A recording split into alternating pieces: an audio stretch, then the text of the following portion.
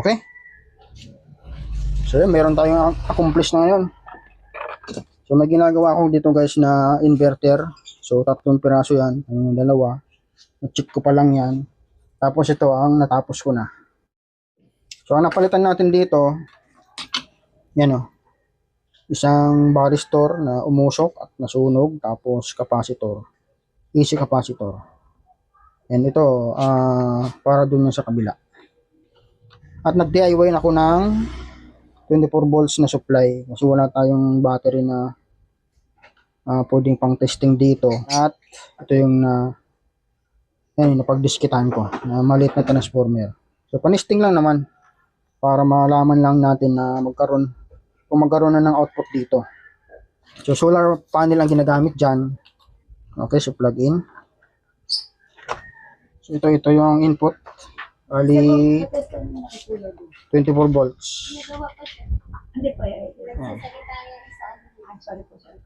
Yan 24 volts. Sobra nga pala naging 27. So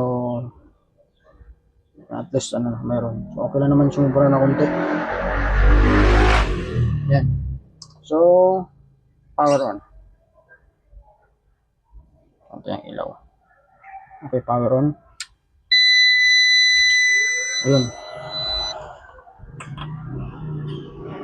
So yan, sakto 24 volts. At nagbibip na siya.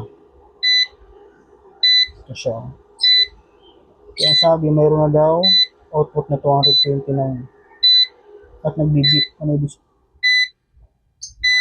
Yung sabi, charging daw yan, charging. So atay nga natin kung mayroon ng out.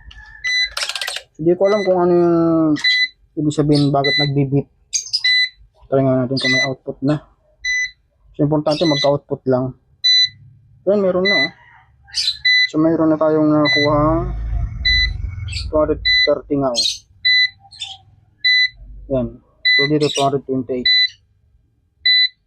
Okay, so at least meron na. Escape nga natin. Ayun. Okay, so at least nagkaroon na guys. So pwede ka nang magsaksak dyan ng 220 volts AC. Ayan o. Okay.